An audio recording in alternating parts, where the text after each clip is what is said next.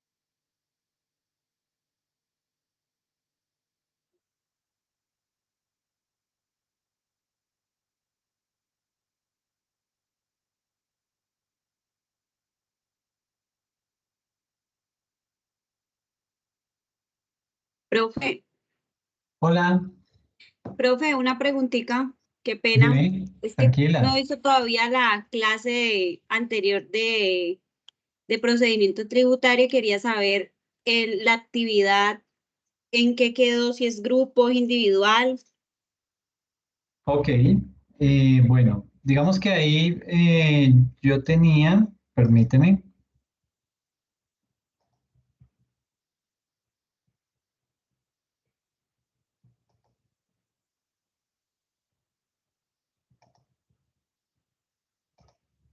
entonces, apenas tengo organizadas unas personas, me dicen que Nelson y Stephanie están en pareja, ellos van a realizar el video uno.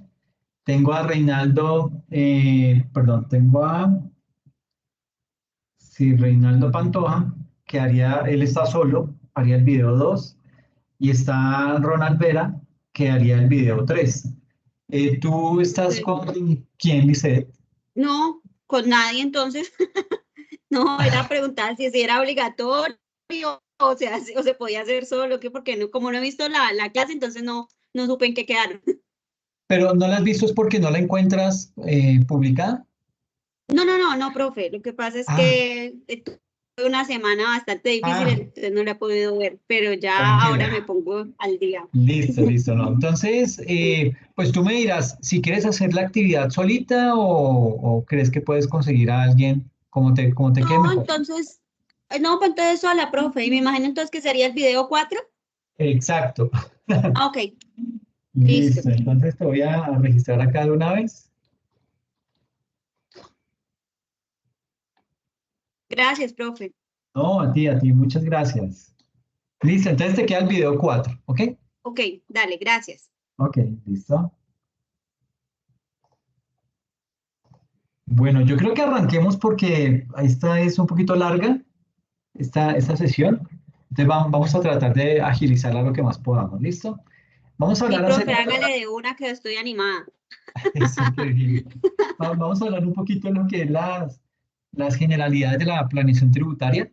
Eh, Planeación tributaria es muy chévere porque ahí aprende uno trucos que no debería volverse, pero digamos que es más que todo aprender a encontrar los vacíos de la norma, ¿ok? No es lo ideal, pero son las prácticas que se ven hoy en día gracias a que a la globalización y a todo este flujo de mercados en los que los países cada vez se integran más y comercializan, etcétera, etcétera. Entonces, todo eso se presta para que haya eh, temas de planeación tributaria agresiva, que es como le llama la DIAN a esas actividades o esas prácticas de elusión fiscal. ¿Ok?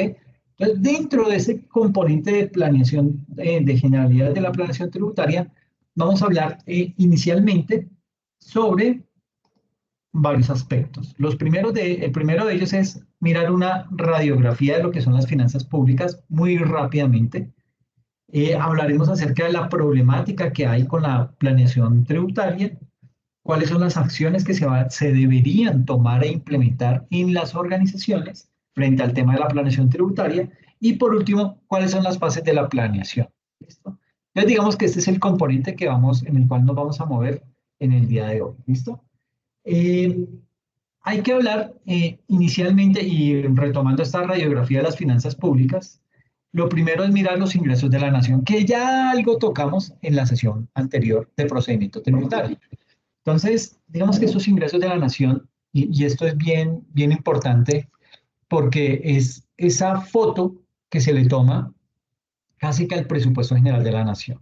Entonces, esos ingresos de la nación se dividen en dos. Yo les comentaba que un componente eran los ingresos corrientes y otro los recursos de capital. ¿Ok?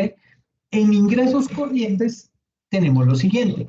Tenemos los ingresos tributarios, que es el grueso de los recursos que capta el gobierno nacional y de los que dispone para ejecutar todos sus gastos. Vienen unos recursos no tributarios y vienen otros aportes. ¿Ok? Permítame.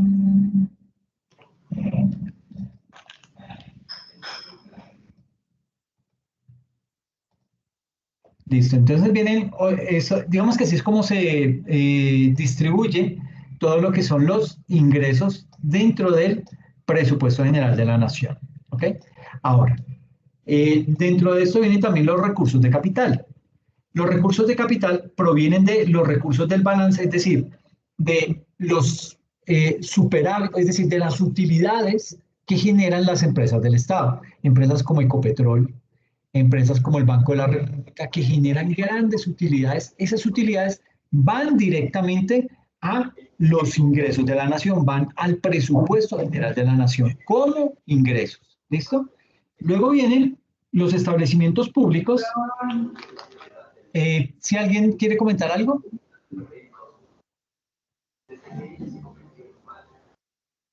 Ok, ok, gracias. Listo, entonces, les decía, se me fue la paloma, les comentaba entonces que vienen los recursos del balance, que son los superávit que tienen las empresas, y vienen también los establecimientos públicos que tienen, digamos que gracias a la actividad que desarrollan, al servicio que prestan, pues reciben una retribución y eso también hace parte de los ingresos del gobierno nacional. Y aparte viene lo más crítico que se tiene y es todo el componente de los recursos del crédito. ¿Qué pasa? Que desafortunadamente todos los ingresos corrientes no alcanzan, ni los recursos del balance, ni los establecimientos, ni lo que generan los establecimientos públicos, no alcanzan en muchas ocasiones para cubrir los gastos que se tienen. Entonces, ¿qué pasa? Le toca al gobierno salir a endeudarse. El gobierno tiene dos mecanismos para endeudarse. O lo hace internamente en Colombia o lo hace externamente en dólares, ¿ok? Que es la que más nos duele. Entonces, internamente, ¿cómo me endeudo yo como gobierno nacional? Pues básicamente lo primero que hago es voy y le golpeo a los fondos de pensiones y les digo, mis chinitos lindos, ustedes tienen que, por ley, endeudarse o comprarme a mí el 30% de los bonos, ay, ¿cómo le llaman eso? Bonos de tesorería, que son los bonos que emite el gobierno nacional, que son unos bonos malísimos. ¿En qué sentido? No es que va a perder la plata, ¿sí? Pero no pagan nada de intereses y son a largo plazo, son a 5, 7, 10 años y pagan un interés malísimo. Entonces, pues nadie le compra eso al gobierno, ¿sí? ¿Quién? En los fondos de pensiones. Los fondos de pensiones, por eso es que usted a veces cuando recibe el extracto, esa vaina no le genera ningún rendimiento porque el 30% se fue para financiación del Estado, ¿ok? así es como está la política, así es como está eso, y todavía nos rasgamos las vestiduras que porque los fondos de pensiones son lo mejor. Pero bueno, eso es otra temática. Entonces, esos recursos del crédito vienen y primero se endeuda el gobierno nacional con los fondos de pensión. Ahí hay una plata que se le debe y es un resto. Luego, entonces yo, gobierno, salgo y digo, bueno, ¿quién me compra estos bonos del Estado que son muy chéveres, no sé qué? Y la gente dice, no, ¿qué le pasa a 10 años y no me paga nada y no sé qué? No, yo no. Entonces, de pronto, por ahí algunas entidades financieras le compran, algunos empresarios le compran y paré de contar, no le alcanzó, no logró vender todo eso. Entonces, ¿qué le toca? Salga al exterior a endeudarse. Y en el exterior usted se puede endeudar con los multilaterales. ¿Qué son los multilaterales? Son, por ejemplo, el Banco Mundial, el Fondo Monetario Internacional, el Banco Interamericano de Desarrollo. Se me olvidaron los otros, pero esos son como los principales. Entonces, ¿qué pasa? Que el gobierno llega a esos multilaterales. Entonces, digamos que llegó al Banco Mundial. Y bueno, ¿qué es una entidad multilateral?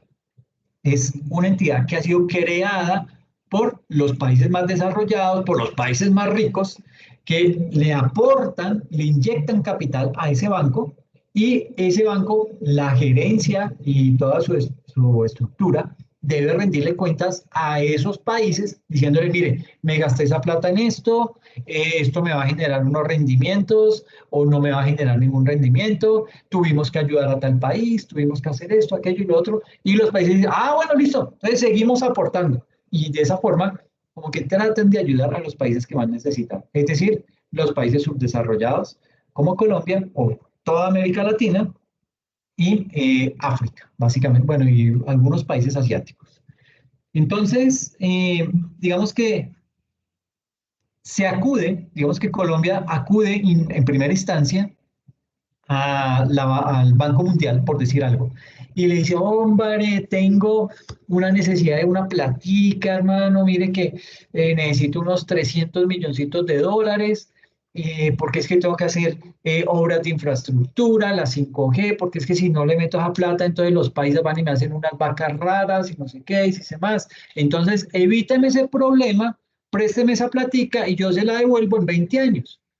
Y dice el Banco Mundial, dice, ah, sí, pues señor Colombia, pues yo lo veo a usted, eso es como un banco, como cuando usted va al banco y le mira el CIFIN, uy, se ha colgado, ¿no?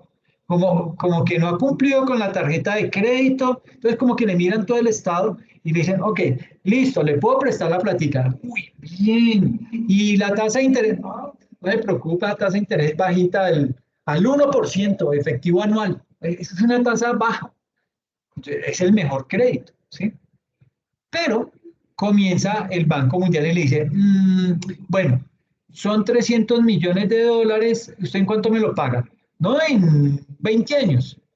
Ok, entonces en 20 años, eso viene siendo tanto y saca la cuenta y dice, ok, ¿y cómo está tráigame su presupuesto general de la nación? Y mira, y le dice, no, no me va a poder pagar eso. Le dice, yo le presto la plata. Le dice el banco, le dice el banco, eh, porfa, les encargo los micrófonos, porque es que si no me distraigo y pierdo el hilo. Entonces, ¿en qué iba? Ah, que llega uno al Banco Mundial y le dice que, bueno, son 300 millones de dólares que nos vamos a endeudar y que va a ser a 20 años. Entonces él mira el presupuesto general de la nación, mira todos los documentos y dice, no, hermano, pero usted, así como tiene esas finanzas, no me va a poder pagar la platica. Y está bien, yo no le cobro mucho interés, pero pues tampoco me la voy a regalar. Entonces, hagamos una cosa, mire. ¿Usted cómo está con las pensiones en el país?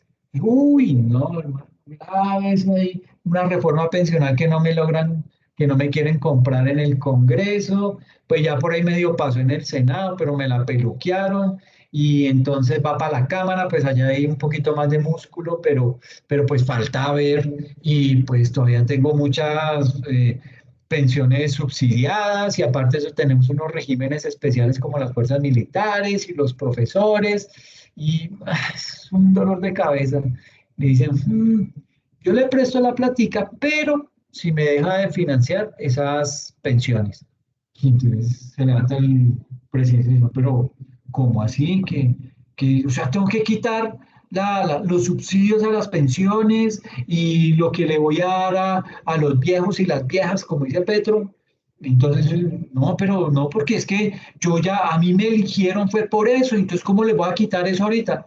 Le dice, sí, y además, le presto la plática, pero ¿usted cómo está con los servicios públicos? Y dice, no, pues hay que subsidiárselos al estrato uno 2 y 3 pero es un subsidio que le paga el estrato 4 5 y 6 o sea que ahí no, pues no, yo como gobierno no tengo que ver mucho. Le dice, y el IVA, le dice, pues el IVA, pues la canasta familiar está exenta, no la toco porque pues, yo promoví, yo promoví una manifestación entre el gobierno anterior y sacamos a ese ministro que nos quería grabar con el IVA la canasta familiar.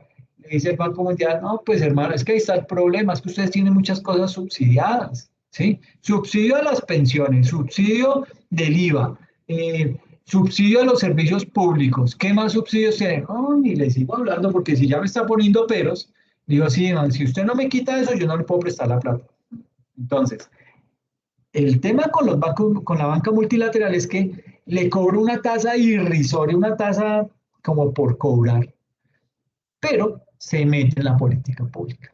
¿Ok? Entonces, eso no le gusta a los gobiernos. Dicen, no, pero este man que me quiere echar encima a toda la población y además estoy pensando en el 2026 para que me llegue, eh, para poder poner mi candidato y no sé qué. Dice, ustedes saben cómo piensan los políticos. Entonces dice, dice, no, muchas gracias, señores, banca multilateral, muy bonito y todo, pero no me sirve eso. Y se va y corre para el banco comercial. Y el banco comercial le cobra una tasa de interés del 15% en dólares y a ese sí toca cumplirle y además respaldarle la deuda con títulos de las empresas del Estado o con recursos naturales, en fin, eso hay que respaldarlo con algo. Entonces, el compromiso es mayor. Pero, pues es lo que hacen los gobiernos en contraprestación a que no se metan o que no tengan la banca multilateral injerencia en el país.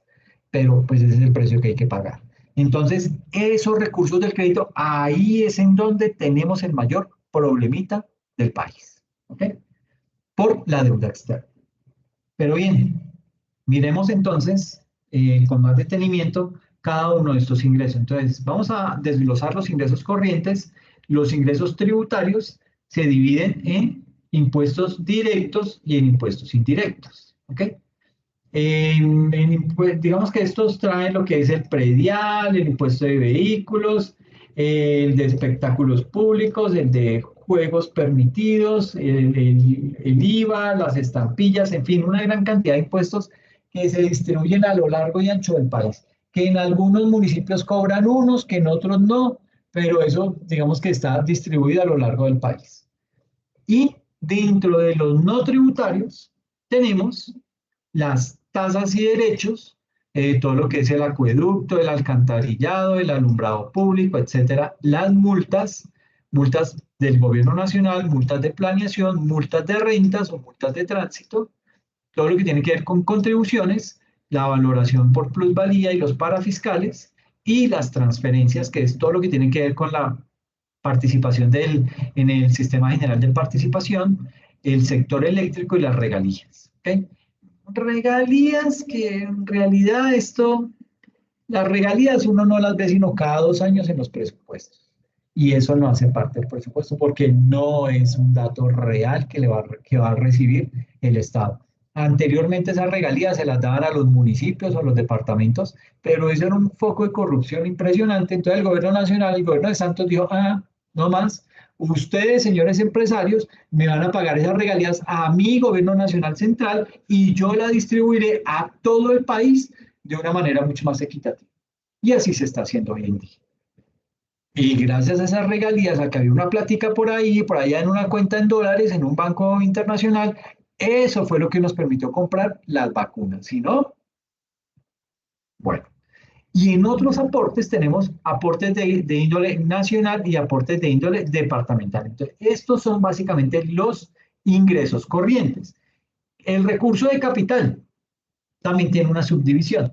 Los recursos del balance, que prácticamente son todos aquellos superávits fiscales, las cancelaciones de reservas, las recuperaciones de cartera, rendimientos financieros, ventas de activos, donaciones, todo lo que son los recursos del crédito, que nos, como veíamos, pues nos podemos endeudar tanto a nivel interno como a nivel externo, y los establecimientos públicos vía rentas propias o recursos de capital. Esos son todos los ingresos que tiene el país. ¿Ok? Ahora, esta es la foto completa de los ingresos de la nación. Pero así como hay ingresos, hay gastos. Ahora, miremos lo que son los gastos. Este era el presupuesto para el año 2023. No he encontrado todavía el del 2024. No lo he buscado, sinceramente. Entonces, el presupuesto general del 2023 estaba organizado de la siguiente manera.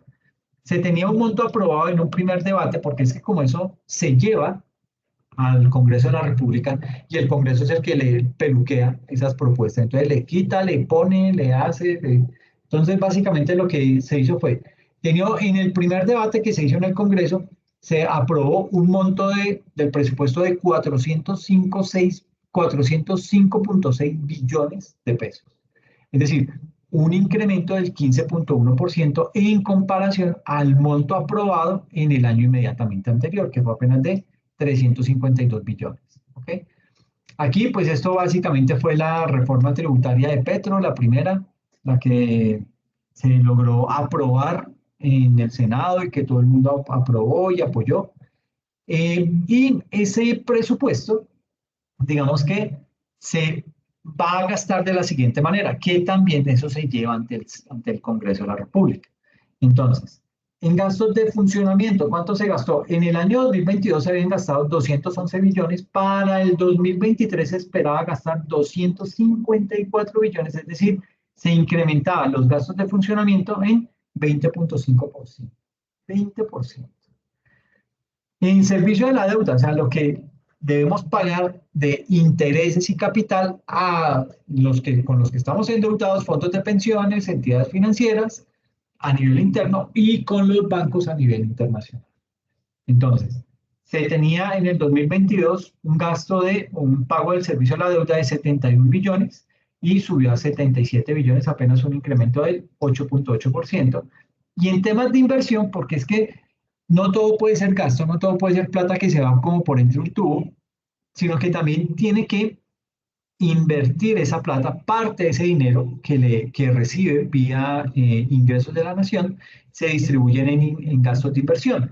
Y esa inversión tenía en el año 2022 69,6 billones, en el 2023 creció a 73 billones, o sea, apenas un incremento del 5%, no fue nada. El histórico del presupuesto general de la nación fue creciendo así: 2015, 216 billones, 2016, 215 billones, bueno, bajó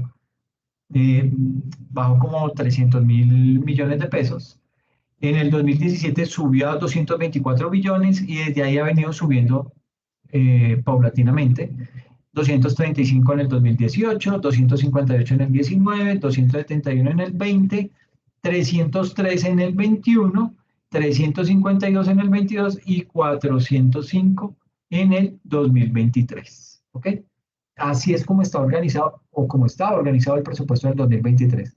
Para el 2024 el incremento no fue, digamos que esto no ha variado mucho, varía en algo de porcentajes, pero ha sido mínimo, pero esa es la estructura del presupuesto y el mecanismo bajo el cual lo aprueban.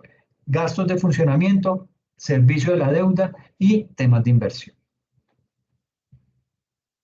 Entonces, para el año 2023, el presupuesto era de 405,6 billones de pesos, una cifra considerable.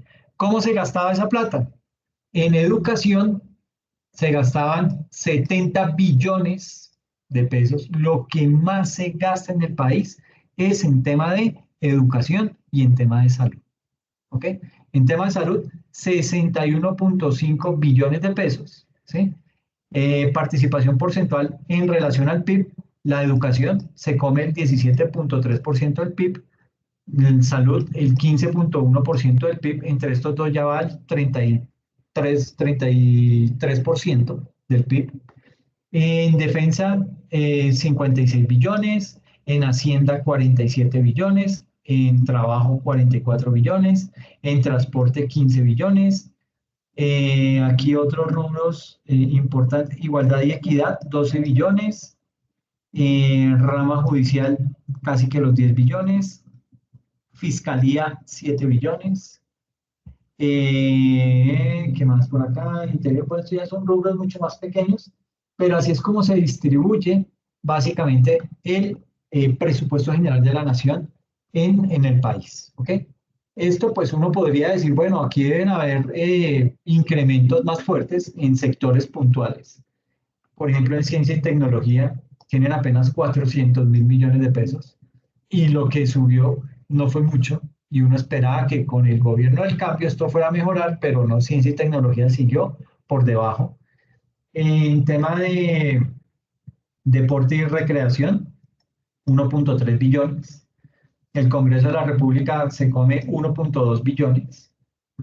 Entonces, pues esto es más o menos lo que la radiografía de los gastos de la nación. El presupuesto, entonces, si se tenía un presupuesto de ingresos de 405.6 billones, pues eso es lo mismo que se gasta para ese año o lo que se gastó para el año 2023. Listo. Esto aquí ya, digamos que vienen una serie de aspectos importantes. ¿En qué sentido? Eh, digamos que aquí vamos a hablar de una problemática bastante fuerte que se tiene en Colombia. Y es una problemática que va, digamos que, mostrando cómo los gastos son mayores a los ingresos. ¿Mm? Entonces, aquí tiene usted la línea punteada que le muestra todo lo que es el gasto y la línea continua lo que son los ingresos tributarios. ¿Ok? Entonces, nótese que en el quinquenio del 60, es decir, de 1960 a 1965, mire esta brecha que teníamos acá, ¿sí? Los gastos eran mayores a los ingresos, ¿sí? Pero llega un momento en el que se cubre, alcanza mágicamente, se dice, ay, necesitábamos plata, pum, entró plata, quién sabe dónde, y cubre todos los gastos que tenemos. Entonces, mire que, si bien es cierto, hasta el 65 teníamos ese déficit, mire que por obra y gracia, del 65 como al 69, estábamos bien, todo se equilibró. ¿De dónde? La plata salió de algún lado y logramos estar en tablas. No teníamos utilidad, pero todo lo que debíamos lo pagábamos. ¿Okay? Luego en el 70 vuelve y se despiporra el tema. ¿Por qué? Porque se disparan los gastos. Entonces vuelve a salir aquí otra brecha en donde los gastos son mayores que los ingresos, pero en el 75, por obra y gracia, volvemos y nuestros ingresos tributarios logran superar por primera vez los gastos. ¿Mm? Qué chévere, ¿no? Y luego, en el 80, vuelve y sale una brecha ya un poquito, esta ya es una brecha con esteroides, una brecha mucho más amplia entre los ingresos y los gastos. Nótese que los ingresos volvieron a caer en esa época, ¿sí? Miren todo lo que cayó, pero vuelve y repunta. En algún momento en el 85 vuelve y repunta, pero no alcanza ese repunte a cubrir estas obligaciones que tiene el gobierno nacional, a pesar de este incremento. ¿Okay? Esto fue en el año 85, del 85 al 90, que el ministro Junguito implementó unas reformas tributarias en donde se cobró y se logró recaudar mucho tema de impuestos y eso permitió que mejoraran un poco las finanzas. Pero mire, ya veníamos deterioradas esas finanzas impresionantemente en la década de los 80. En los 90 seguimos igual, no alcanzó, seguíamos descuadrados, ¿sí? Y vuelve y se dispara el gasto. Pero acá viene un hecho importante y es que en el año 91, ¿alguien recuerda qué pasó en el año 91?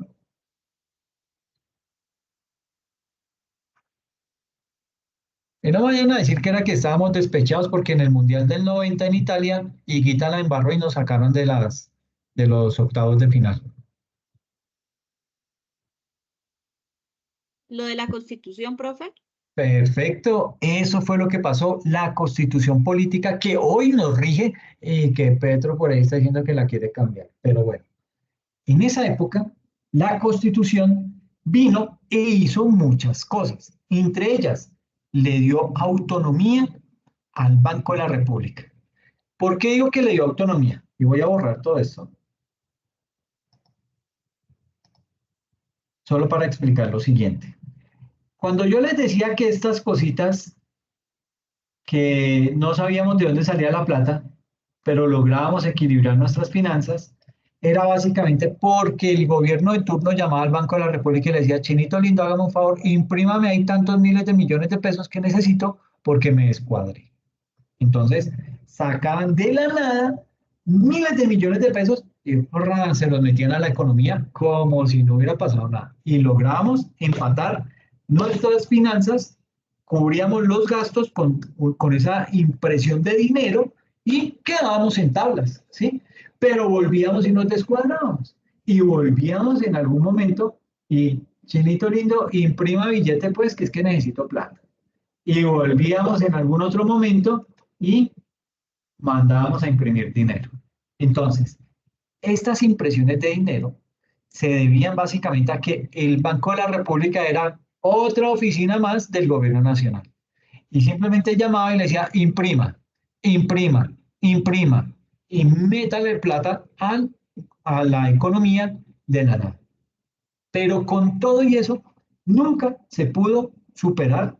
Es decir, tuvimos en algunos momentos momentos de equilibrio fiscal gracias a esa impresión de dinero, pero eso genera otros problemas. Ahora bien, a partir del año 91, la Constitución Política le dijo al Banco de la República, no le conteste más, Chinito lindo, al presidente de turno, usted es independiente, usted no le tiene que hacer caso al presidente de la República, usted es autónomo. ¿Ok? Y gracias a esa autonomía, el presidente de la República ya se le borró el número, ya no tiene cómo volver a llamar al Banco de la República y decir, oiga, Chinito lindo, imprima de tantos miles de millones de pesos que es que necesito. Ya no se puede hacer eso. Entonces, a partir del año 91 vino toda la dinámica de la implementación de la Constitución del 91, una constitución que venía supercargada de muchos derechos para la ciudadanía, lo que implica muchos deberes para el Estado. Entonces, se disparó el gasto público. ¿Mm?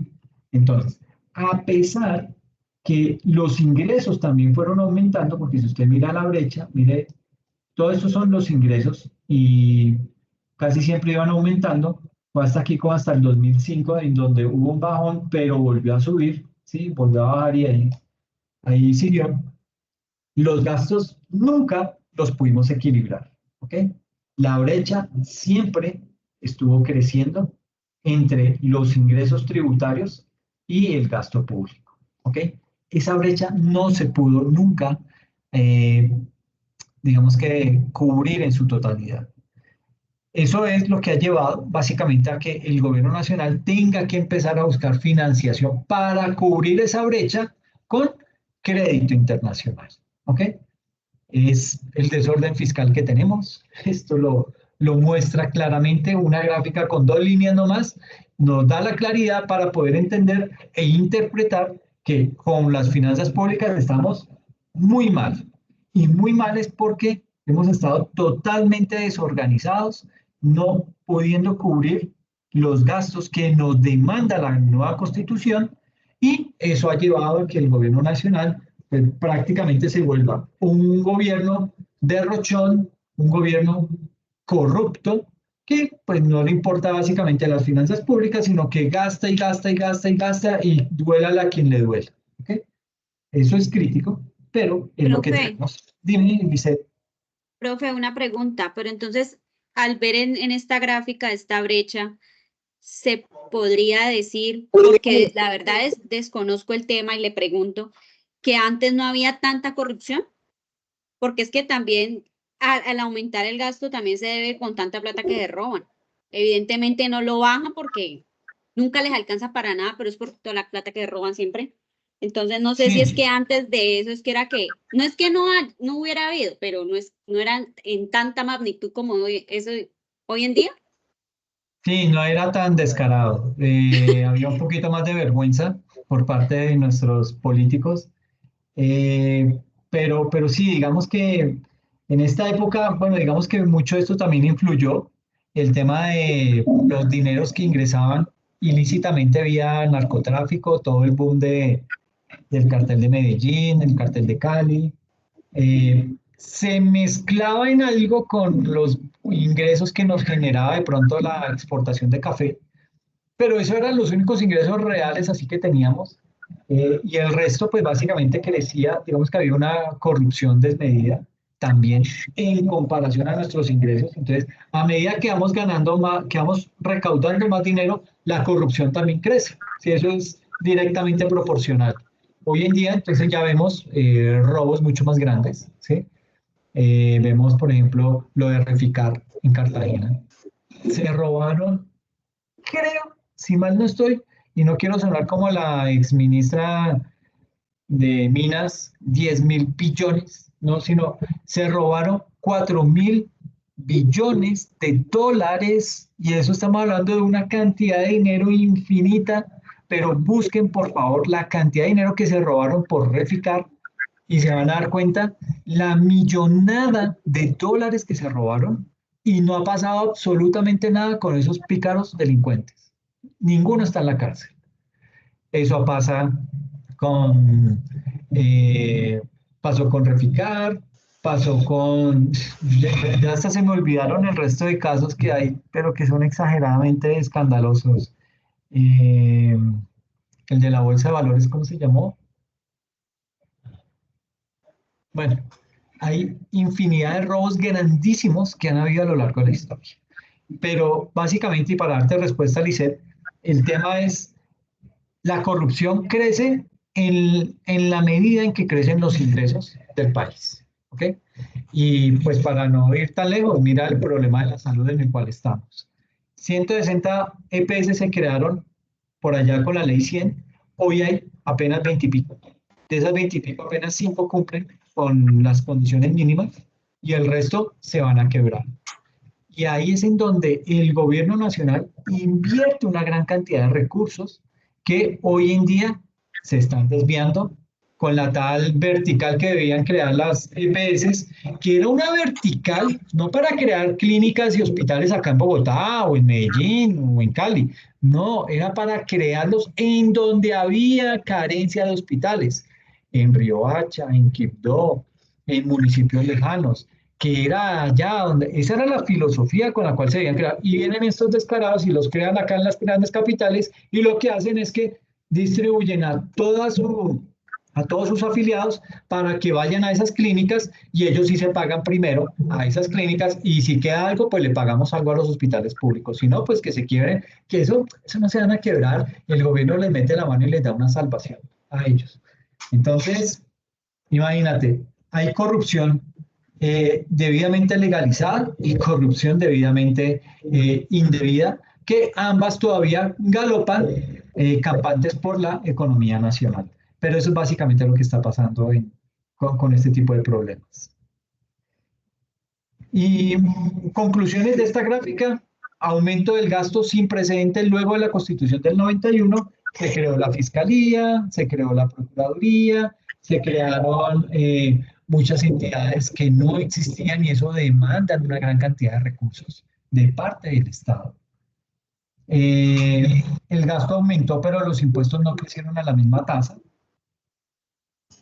En los 60, 70 y 80 el déficit se pagó con emisión de dinero y ahorita vamos a ver un comparativo de dos gráficas. Y luego del 91 el déficit se ha pagado con deuda doméstica y en menor medida con deuda extranjera. Es decir, seguimos endeudados. Y a esto súmenle la pandemia. La pandemia que hizo que nuestro nivel de deuda se disparara, y ya ahorita les muestro la gráfica, se disparara aún más de lo que la veníamos trayendo gracias a, a estas brechas entre el ingreso y el gasto. Deuda fiscal que pues habla mal del país, en el sentido en que estamos sobreendeudados, ¿sí? Y uno mira y dice, ah, bueno, sí, pues estamos endeudados en el orden del 65% del PIB. Pero pues hay países más graves. Japón está endeudado casi que en el 220% del PIB. Sí, eso puede ser cierto, pero la economía de Japón no se puede comparar con la economía colombiana. Entonces, es de cuidado, nuestra economía es una economía pequeña, abierta, así es como nos catalogan, economías pequeñas, somos una economía pequeña abierta, pero pues básicamente con grandes problemas, con todavía muchísimos inconvenientes por delante. En términos de déficit fiscal y de deuda, y estos son dos términos que son complejos, ya lo miramos. Mm, el déficit fiscal es lo que yo quedo como la pérdida que me quedó en un año. Y la deuda es la suma de todos esos déficits fiscales que se condensan en una gran bolsa, se llama deuda fiscal. Entonces, déficit es anual, deuda es todos los déficits acumulados en una sola gran bolsa. ¿Okay? Entonces, surge por allá la famosa regla fiscal en Colombia. ¿Qué es esa regla fiscal? Esa regla fiscal busca garantizar la sostenibilidad de la deuda pública y la estabilidad macroeconómica en el país al establecer unas metas de déficit, es decir, cuánto se puede endeudar el gobierno nacional por cada año. ¿Okay? Entonces le dice, el comité de la regla fiscal le dice, señor gobierno, usted este año se puede endeudar en un 2% del PIB, no se le puede endeudar más. Y sale Petro envalentonado por X y coge, no, es que la regla fiscal hay que acabarla, es que la regla fiscal no me sirve, es que... Y eso genera pánico en los mercados. ¿Por qué?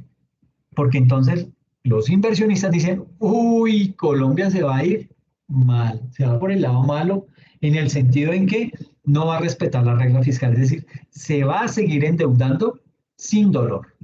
Y eso está mal, y eso es mal visto por los multilaterales, mal visto por la OCDE, que pertenecemos a la OCDE, mal visto por los otros gobiernos y mal visto por los inversionistas que tienen intención de venir a invertir su platica en Colombia. ¿Ok? Entonces esa regla fiscal nació gracias a la ley 1473 de 2011 y se creó, a pesar de que se creó en el año 2011, se implementó apenas en el 2012. ¿Y qué pasa entonces aquí? Aquí tenemos básicamente lo que es la deuda bruta y la deuda neta.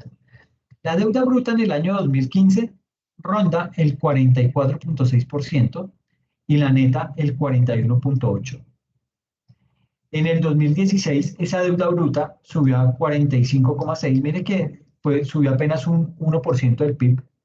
En el 2017 subió al 46.4%, ¿sí? 0.8 puntos del PIB. En el 2018 ya creció del 46 al 49, 3 puntos porcentuales. Y en el 2019 del 49 al 50.3, normal, regulada. Pero vino la pandemia y creció nuestra deuda del 50 al 64.8. 15 puntos porcentuales del PIB. 15 puntos. Y uno entiende, dice, sí, sí, pues no había de otra, ¿sí? Había que endeudarse, había que pagar en Corferias salas de UCI que nunca se usaron, pero había que pagarlas, había que tener eso ahí por si acaso, porque donde no los tengan, entonces ahí sí que le caen peor. Aquí ser gobernante es difícil porque malo si hace y malo si no hace, ¿sí?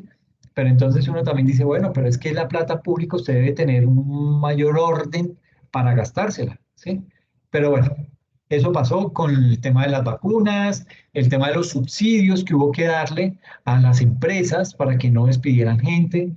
En fin, esto básicamente es lo que más nos ha dolido y es un problemita que venimos arrastrando y que va a tardar muchísimo en estabilizarse, en llegar más o menos a unos porcentajes promedios como el 50,3% del PIB. Entonces ya para el 2021 subió al 65,2%, pero a partir del 2022, 2023 han ido logrando bajar un poco. Pero eso es lo que hace la regla fiscal. La regla fiscal hace una serie de cálculos y trata de apretarle las tuercas al gobierno nacional con un pellizco, pero un pellizco como sobre la ropa, no le coge la carne, sino sobre la ropa y como que se lo retuerce así, dice, oiga, preste atención, usted no puede endeudarse de ahí, no puede pasarse más de ahí, pero como el gobierno no le estaba abriendo, dicen, ah, yo me voy a subir un poquito. Entonces, donde eso llegue a pasar, la problemática que se nos viene como país es mucho más grande, ¿ok? Pero esa es la temática entre déficit fiscal y deuda fiscal, ¿ok? Aquí, pues digamos que básicamente los porcentajes que le permite la regla fiscal según sus cálculos en los que puede aumentar la deuda del gobierno nacional en un año puntual. Entonces, para el año 2012, que fue cuando empezó a andar la regla fiscal, se le permitió al gobierno endeudarse hasta en 2,3% del PIB. ¿Ok? En el 2013, 2,3, 2014, 2,4, en el 2015 ya fue el 3, ¿sí? ¿Por qué en el 2015 y en el 2016 subió tanto? Porque vino la crisis del petróleo, en donde los precios cayeron y como dependemos 100% del petróleo, entonces pues nuestras finanzas bajaron también. Entonces le dijeron al gobierno, ok, endeúdese un poquito más. Entonces, en el 2015 el 3%, en el 2016 el 4%, y ya le dijeron, bueno, te calmas, ya no más, ya lo que hiciste con eso fue, lo que no, no. Entonces, vuelve a bajar al 3,6, en el 2018 el 3,1, en el 2019 bajó el 2,5 y llegó la pandemia y hubo que subirla 7,8. Se triplicó el nivel de endeudamiento. Y para el 2021, del 8,6. ¿Mm? Pero vuelvo y digo, había que hacer, ¿ok? Ese tipo de situaciones, pues complejas, delicadas, pero es básicamente con los márgenes con los que se puede actuar. En este caso, ustedes van a decir, pero bueno, ¿y la regla fiscal por qué no dijo algo para que no se endeudaran tanto? No había cómo. La regla fiscal lo único que hizo fue taparse los ojos y le dijo al gobierno, haga lo que necesite. Yo no, yo no veo, no oigo y usted simplemente ejecute. Y fue cuando se subió todo eso. Es en donde estamos, es lo que es la realidad fiscal del país y nuestro nivel de endeudamiento sigue aumentando desafortunadamente por malas prácticas, por la corrupción. Esa corrupción no la hemos logrado acabar. Uno esperaba que con el gobierno del cambio todo esto mejorara, pero vemos que no. Sigue saliendo escándalos y escándalos y escándalos y falta ver lo que se destape. Pero bueno, esto vamos a ver qué pasa. A pesar que la regla fiscal fue creada en el 2012, la deuda ha seguido creciendo, en parte por la depreciación del peso, es decir, nuestra moneda se ha venido devaluando más y hemos estado pagando deuda, hemos estado pagando capital e intereses en moneda extranjera y eso con un peso devaluado, pues la deuda se nos ha incrementado muchísimo más. Y se estima que crecerá aún más por los temas de la pandemia. Así estábamos al 2020. Déficit fiscal del Gobierno Nacional Central. Recuerde, déficit se mide anual, la deuda es la suma de todos los déficits. Entonces, mire, en el 2020 el déficit fiscal ya iba por el 8%, ¿sí? Venía en un 5%, logró bajar en el 2000, arrancó en el 5%, para el 2005 estaba en el orden del 3%, ¿sí?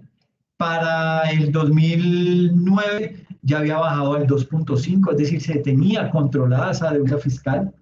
En el 2008-2009 se disparó otra vez casi que al 4,5, logró y medio bajarse al 4,2, empezó un descenso hasta el 2.5. Pareciera ser que el tope mínimo de endeudamiento es del 2.5%, porque mire que donde llegó a mantenerse fue ahí en el 2.5, de ahí nunca pasó, nunca logró disminuir más, pero sí ha logrado subir. Subió aún en el 2015 por efectos del petróleo, logró subir más o menos al 4% y con la pandemia se despiporró completamente. A nivel de deuda fiscal, la deuda fiscal, bueno, el déficit fiscal para el 2020-2021 fue del 8%. La deuda fiscal, la sumatoria de todos esos déficits fiscales, viene en el orden del 60% del PIB. ¿Ok? Y aquí está la gráfica.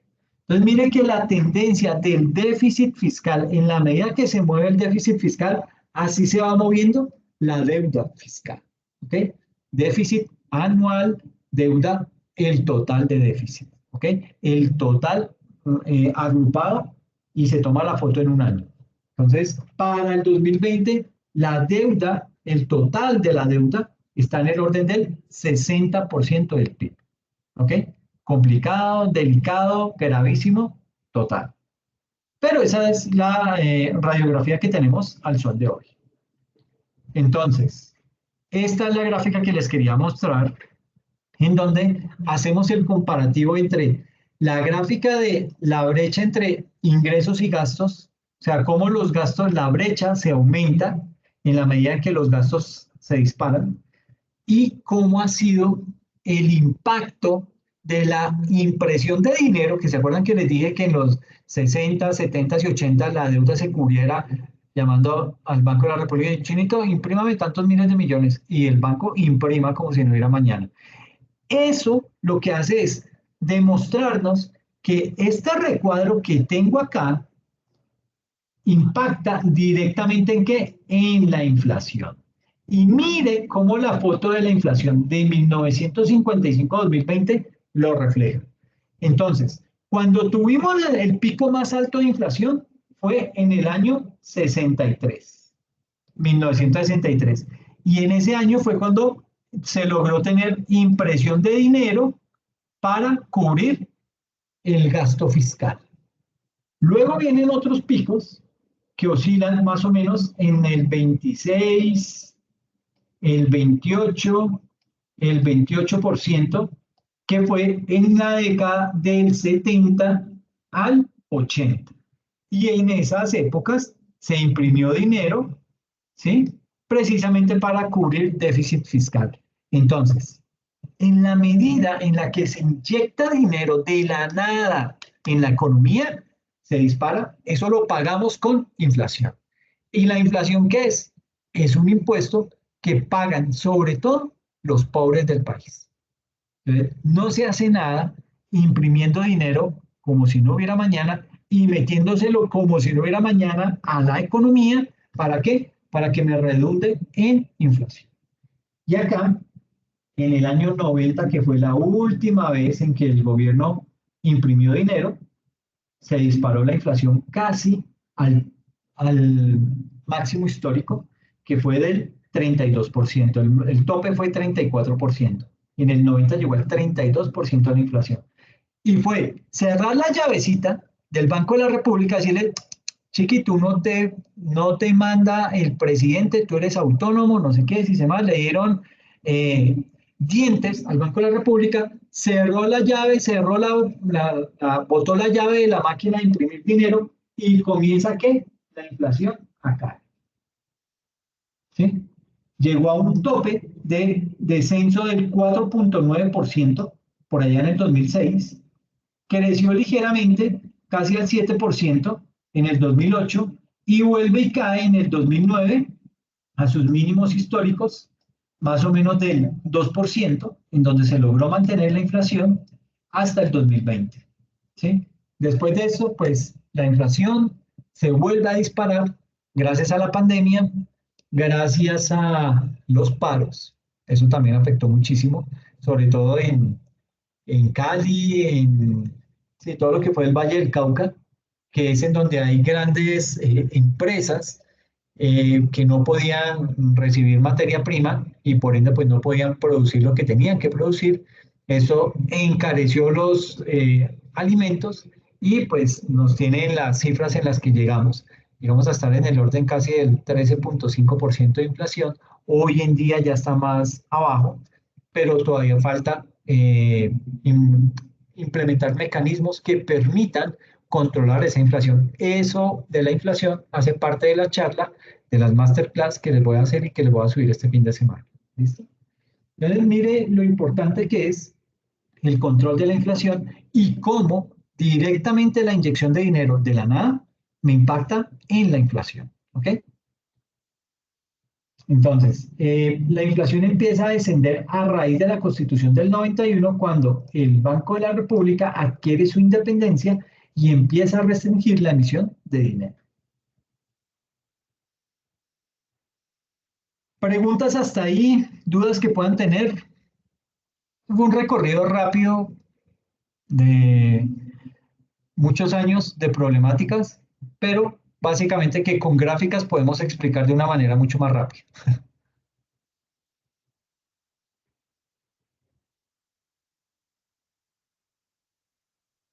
¿No hay preguntas? Listo. No, profe, yo estoy bien. Ok, ok, listo, listo. Entonces, ahora sí entramos a la siguiente parte de nuestra tabla de contenido y vamos a hablar acerca de la problemática, que ya es un tema muy propio de lo que es la planeación tributaria. Entonces, aquí con la problemática, pues básicamente tenemos que hablar acerca de, digamos que desde el inicio de la humanidad, desde que hay evidencia y registros que indican que la población pasó de ser nómada a sedentaria, empezaron a crecer, a surgir nuevas necesidades. Necesidades como que las personas empiezan a organizarse en grupos, en pequeñas sociedades, y ellos empiezan a tener una serie de necesidades ya mucho más puntuales. Primero, se empiezan a ubicar a orillas de los ríos, sobre todo de agua dulce. Bueno, los ríos son de agua dulce, pero por lo general las grandes civilizaciones crecen al lado de un río porque el río les da acceso a mercancías, porque hay fuentes primarias y básicas de alimento, etc. Entonces se tratan de ubicar ahí, pero empiezan a tener necesidades sobre protección. ¿Ok? Necesitan, oiga, tenemos que cuidar nuestro territorio, este territorio es fértil, este territorio lo hemos cultivado, ya sabemos trabajarlo y aquí no nos queremos ir. Entonces, bueno, pero entonces, ¿quién nos va a cuidar? Entonces sale un líder y ese líder se proclama y dice, mire, yo propongo que hagamos una cerca grande que nos proteja con alambre de púas. Ah, ok, listo, entonces, listo. ¿Y qué hay que hacer? Pues necesito plata porque eso hay que comprarlo.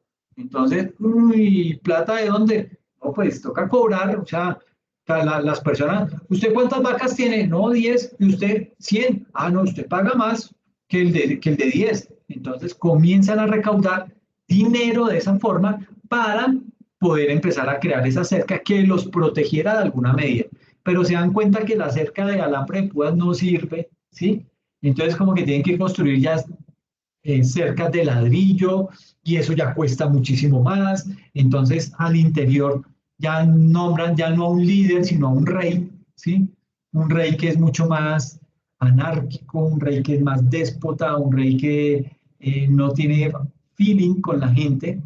Y este tipo de personas o de personalidades, pues básicamente llegan y abusan de la población. Entonces, de la noche a la mañana le incrementan el impuesto a todo el mundo, o peor aún, le incrementan más el impuesto a unos que a otros, ¿sí? Y eso pues empieza a generar molestia en la sociedad. Como les digo, pues eran pequeñas sociedades, pero empieza a verse ese tipo de abusos y ese tipo de abusos comienza a generar fricciones y problemas con la gente o de la gente para con el gobierno, con la monarquía. ¿Ok? Entonces, eso pues básicamente fue generando ese tipo de problemáticas, ese tipo de roces y de choques y empiezan a generarse las guerras. ¿Ok?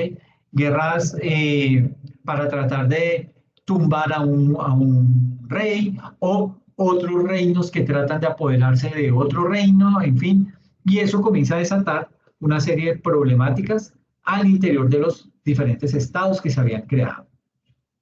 Básicamente, digamos que se empieza a ver en esa época, desde que se empieza a organizar la sociedad en pequeños grupos, se empieza a ver el establecimiento de sistemas tributarios, pero muy rudimentarios, ¿sí? Sistemas tributarios que buscaban ser justos y eficientes, pero pues digamos que eso no es algo simple, no es algo fácil de crear, sobre todo en países en vía de desarrollo que procuran, digamos que, integrarse a la economía mundial gracias al tema de la globalización, pero hoy en día eso no es tan fácil. La problemática tributaria tiene grandes vacíos, tiene grandes retos que superar y todavía nos falta muchísimo como sociedad y como país. Entonces, digamos que en países como los nuestros, y digamos que así es toda la región latinoamericana, usted mira que los problemas que tiene Colombia casi que son los mismos que tiene Brasil, casi que son los mismos que tiene Argentina, los que tiene Chile, que tiene Perú, que tiene México. Entonces empieza a verse una dinámica en donde, digamos que se empieza a mirar, decir, oiga, mmm, somos como muy similares en muchas cosas, eh, casi que tenemos los mismos problemas, casi que tenemos las mismas necesidades.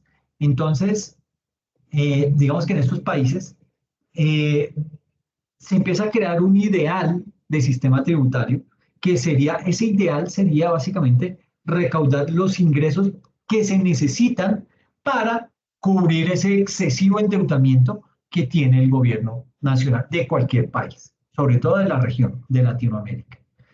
Y hacerlo, digamos que ojalá tener ese equilibrio eh, sin tener que golpear o sin tener que afectar la actividad económica y sin desviarse mucho de lo que son los sistemas tributarios de otros países. Básicamente, digamos que en América del Sur, bueno, en América Latina, el Mercosur, que es ese mercado entre Brasil, Uruguay, Argentina, Chile y creo que está Venezuela, ahí cuando era Chávez, lo metieron. Digamos que el Mercosur se funda por allá en 1985 y a la par también surge otro, digamos que otro mercado internacional que es la CAN, que es Venezuela, Colombia, Perú, Ecuador y Bolivia. ¿Sí? Entonces, 5 países por acá y 5 por acá. Eso es la CAN, ¿sí? La Comunidad Andina de Naciones. Entonces, digamos que con esos tratados, con esos, tanto el Mercosur y la CAN, solo digamos que esos tratados realizan unos pasos hacia lo que debería ser una integración de la región, una integración desde lo económico, ¿sí? Y eso se hizo por allá en los 90. Durante ese periodo, digamos que se fueron desarrollando lo que hoy conocemos como los paraísos fiscales. Y digamos que gracias a esos paraísos fiscales, ¿qué hizo? Se disparó o aumentó lo que hoy conocemos como la insolidaridad tributaria. ¿Ok? Y esto pues obviamente generó un gran desajuste en un triple plano, que es un desajuste país a país, un desajuste multinacionales frente a empresas locales y un desajuste de grandes fortunas frente a la clase media. ¿Por qué? Por los paraísos fiscales. ¿Ok? Entonces, gracias a esos paraísos fiscales, aumentó la insolidaridad tributaria a nivel global. ¿Sí? Digamos que eso, cuando uno habla de esa insolidaridad tributaria país a país, básicamente estamos hablando de países o de jurisdicciones opacos frente al resto de países. Es decir, país como Suiza, que se dice que es un país opaco en cuanto a que no comparte información financiera de todos los que hacen uso de sus entidades financieras en su país. Eso es un territorio opaco, ¿ok? O un país con un sistema opaco frente al resto de países en donde sí se comparten información. ¿Para qué? Para poder decir, usted, señor contribuyente, no solamente tiene que pagar por lo que tiene en Colombia, sino también por lo que tiene en España, por lo que tiene en Estados Unidos, por lo que tiene en Panamá, etcétera. Y eso se conoce gracias a que entre jurisdicciones o entre países se comparten información y esa información es la que le sirve a los países para cobrar impuestos. ¿Ok? Cuando hablamos de transnacionales o de multinacionales, pues digamos que estamos hablando de esas grandes empresas que tienen la facultad de poder realizar actividades de planeación tributaria que son benéficas, que le funcionan muy bien, pero que desbalancean la cancha en la cual están jugando las pymes o las MIPYMES frente a las multinacionales. ¿Por qué? Porque las multinacionales están pagando menos impuesto y las pymes, las MIPYMES están cubriendo eso que las multinacionales deberían pagar, lo están asumiendo ellas. ¿Por qué? Porque, como les decía, gracias a la planeación tributaria, las grandes multinacionales no pagan la tarifa del 35% de renta, sino que logran disminuirla a un 17, a un 18%. Mientras que las MIPYMES no están pagando una tarifa del 35%, sino que en muchas ocasiones llega a ser del 60, incluso del 65% de sus utilidades. Entonces, como se puede dar cuenta, pues no hay garantías para las MIPYMES.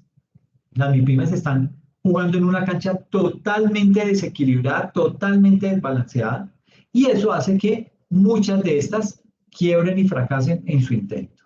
Y esa situación, pues básicamente digamos que ha creado con el paso del tiempo una mancha inmensa sobre los sistemas tributarios a nivel nacional que, pues, con los muchos tropiezos como la crisis financiera del 2008, que se creó en Wall Street, todas esas grandes crisis que se han formado en los países. En Colombia tuvimos una en el 99, la crisis hipotecaria, que fue cuando el UPAC se disparó y cientos de miles de familias perdieron sus hogares gracias a que no tenían cómo pagar más esa cuota. Entonces, pues decidieron, mire, ¿sabe qué? Le entrego ese apartamento, le entrego esa casa, yo no sigo pagando eso, porque literalmente he llegado al punto de tener que definir si pago la cuota o compro los alimentos para la familia. Entonces, digamos que todo ese tipo de situaciones, todo ese tipo de crisis han retrasado los avances en materia tributaria, tanto en países desarrollados, porque a ellos también les duele, como en países en vía de desarrollo como el nuestro. ¿Okay? En el contexto nacional, hay que hablarlo también.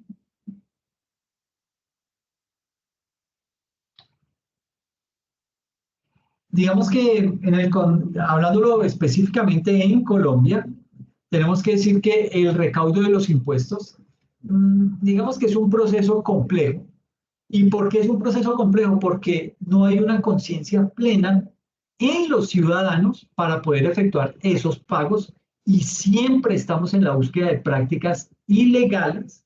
¿Para qué? Para evadir los impuestos. ¿Ok? Pero además existen diferentes factores que inciden en ese contexto. ¿Qué factores? Por ejemplo, motivaciones que llevan a la evasión de impuestos. La primera, cambio de normas. Esto se conoce más como inseguridad jurídica. Es decir, me cambian las reglas del juego. ¿Okay? Si me cambian las reglas del juego, pues yo definitivamente entro en ese estado. Yo no puedo mirar hacia adelante, no puedo proyectarme hacia el futuro porque desconozco qué vaya a pasar el próximo año. Desconozco si a Petro le va a dar otra chiripiorca y va a hacer algún tipo de cambio o sin necesidad de que haga un cambio, solo con que tuitee algo, ya genera pánico en el mercado nacional. Entonces, ese tipo de cambio de normas generan esa inseguridad jurídica. Pero también las reformas tributarias. Reformas tributarias que en Colombia se hacen en promedio cada 15 meses. 15 meses, cada 15 meses cambian las reglas del juego en aspectos tributarios. En tercer lugar, los incrementos del dólar. nuestra moneda es de las más débiles de la región. Es una moneda que si algo livianamente catastrófico llega a pasar, de una vez nuestra moneda empieza otra vez a depreciarse y obviamente pues eso nos daña los presupuestos. ¿Por qué? Porque la deuda que hemos adquirido en el exterior se nos dispara. ¿Ok? Y el último punto ahí son factores internos. Factores internos como mayor gasto o mayor gasto o menor ingreso. Eso puede llegar a ser unos factores internos. El conflicto que se vive en más de una de las regiones del país, en donde el día que el Clan del Golfo quiera hacer un paro, pues hace el paro, cierra comercios, cierra vías y no les pasa absolutamente nada. Entonces, todo ese tipo de problemas internos y en general estos cuatro factores son causas que afectan directamente la planeación tributaria de las empresas. No pueden proyectarse a futuro, no pueden mirar hacia adelante. ¿Por qué? Porque en cualquier momento estos cuatro factores pueden llegar a cambiar y le pueden afectar la planeación que ya habían realizado. Ahora bien, se destaca en Colombia que el impuesto sobre la renta y complementarios, como se llama realmente el impuesto, eh, digamos que su recaudo representa la fuente más importante de los ingresos corrientes del país. Ese impuesto de renta, pues básicamente, digamos que es uno de los rubros más representativos en el informe denominado Comentarios al Proyecto del Presupuesto General de la Nación, que se hizo por allá en el año 2020, en la pandemia, y que fue publicado por la Contraloría General de la República. Y allí ese informe que hizo refleja todo el comportamiento que a nivel de impuestos ha tenido nuestro país. Entonces, mire esta gráfica. Esta gráfica muestra el recaudo tributario. La franja crema es el PIB nacional, el porcentaje del PIB, y lo rojito son los ingresos tributarios. Entonces, miren que en el año 2000, el recaudo tributario, digamos que el porcentaje del PIB nos representó ese ingreso tributario el 9.5% del PIB y se tuvo un incremento, se tuvo un ingreso por concepto de recaudo de impuestos de 19 billones de pesos. ¿Ok? Y así ha venido aumentando. En el 2001 y en el 2002, el porcentaje del PIB del recaudo tributario fue del 11.1%, representando 24 billones en el 2001 y 27 billones en el 2002. Y así sucesivamente empieza a crecer, ¿sí? Llega un tope del 13.5%, del PIB en el año 2008, con un recaudo de 64 billones, ¿sí? Y mire que el recaudo ha venido creciendo sostenidamente, ¿sí? De pronto por ahí en el 2009 creció apenas en un billón, menos de un billón. En el 2010 otro billón, pero de ahí en adelante sigue creciendo, ¿sí? En algunos momentos algo muy pequeño, pero igual es crecimiento, hasta el año 2020, que pues básicamente por la pandemia los ingresos tributarios disminuyeron en 18 billones frente a lo que veníamos creciendo o frente a la cifra que se había recaudado el periodo anterior. Y obviamente en términos del PIB, veníamos en el 2019 con un crecimiento del PIB del 14% y aquí bajó al 13% en el año 2020, todo eso debido a la pandemia. Entonces, básicamente esta gráfica lo que nos muestra ahí es que el recaudo bruto acumulado de los impuestos que son directamente administrados por la DIAN alcanzó en el año 2018, en este año, alcanzó en este año la cifra de 135 billones de pesos, ¿sí? Eso para el año 2018. Y digamos que ese dato significa que se tuvo un incremento más o menos del 6% respecto al año inmediatamente anterior, al año 2017, en donde se logró recaudar 126 billones de pesos. ¿Ok? Y para el año 2019, digamos que el recaudo que se tuvo para esa época fue de 148 billones, ¿sí? Y de ahí pues se tuvo, digamos que un incremento en comparación con el año 2018 más o menos del 10%, un 9%. Y de esa manera, pues digamos que se puede decir que el gobierno nacional en esa época logró cumplir con la meta que se había propuesto de un recaudo del 100,6% de lo que tenía planeado. Es decir, tenía planeado recaudar el 100% y eso recaudó el 100,6%. Será, pero por punto 6, pero incremento es incremento. Y pues digamos que hay que tenerlo en cuenta para los cálculos que se hace a lo largo del gobierno nacional. Por ende, digamos que los contribuyentes, o sea, nosotros como sujetos pasivos, eh, digamos que nosotros como contribuyentes vemos en la obligación nos vemos cada año en la obligación de conseguir una gran cantidad de recursos y de herramientas que nos permitan afrontar esa situación que se viene presentando, ese incremento en el recaudo de impuestos. ¿Okay? Y es ahí en donde se hace necesario poder llevar a cabo una planeación tributaria y una planeación tributaria vista como una herramienta que es fundamental para el buen funcionamiento de una empresa o de un ente económico y que además nos permita como contribuyentes del impuesto de renta poder establecer una serie de prácticas que tienen un soporte legal en las normas tributarias. ¿Para qué? Para poder reducir ese costo fiscal y mejorar nuestra rentabilidad. De ahí surge el concepto de planeación tributaria. Planeación tributaria que muchos autores han tratado de definir, unos mucho más asertivamente que otros, pero pues básicamente casi que las definiciones giran en torno a lo mismo. Y es decir, una planeación tributaria que es concebida como un conglomerado o como un conjunto de estrategias que son útiles en la gestión fiscal. Planeación tributaria que las empresas básicamente adoptan de una manera anticipada con el fin de que de poder llevar a cabo todas sus actividades económicas buscando el mayor rendimiento de su inversión al menor costo tributario. ¿Okay? Algunas veces se da, algunas otras veces no se da, no es que eso sea constante en el tiempo, pero pues digamos que tratan de darle esa constancia a esas actividades de planeación tributaria y eso digamos que le permite a estas grandes empresas poder diseñar una serie de estrategias, pero estrategias de tipo tributario con la finalidad de poder realizar el pago justo del impuesto. Y nótese esa palabra, justo. O sea, lo que las grandes multinacionales buscan es el pago justo del impuesto. ¿Quién dictamina qué es justo y qué no es justo?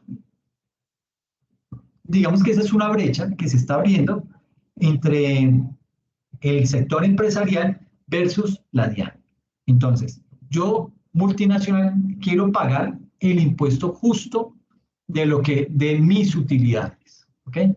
Eso ahí puede haber una serie de mantos de duda, pero pues bueno, eso lo iremos descubriendo a lo largo del desarrollo de la materia. Entonces, sumado a todo esto de la planeación tributaria, es indispensable conocer la planeación tributaria de manera que pueda ser adaptada a la planeación estratégica. Es decir, tenemos la planeación estratégica y tenemos que mirar cómo esa planeación estratégica o esa planeación tributaria encaja en esa planeación estratégica. ¿Ok?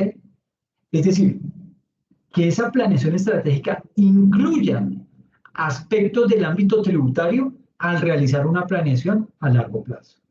Y además, digamos que la ausencia de planeación tributaria dentro de las organizaciones me genera a mí como empresario un mayor impacto en los flujos de caja, debido a que en la mayoría de las ocasiones no cuentan con los recursos necesarios para hacer frente al pago de los impuestos, de los cuales somos contribuyentes, o sea, somos sujetos pasivos, por lo que las mismas empresas que hacen suelen disminuir su carga impositiva a través de prácticas malintencionadas, ¿ok? ¿Como cuáles? Como la ilusión y la evasión. Y de esta manera, ¿qué pasa? Que las empresas se están exponiendo a posibles sanciones. ¿Ante quién? Ante la Autoridad Fiscal Nacional, en nuestro caso, ante la Dirección Nacional de Impuestos y Aduanas Nacionales. ¿Ok? Entonces, eso pues básicamente es lo que está ocurriendo en nuestro país con el sistema fiscal que tenemos hoy en día.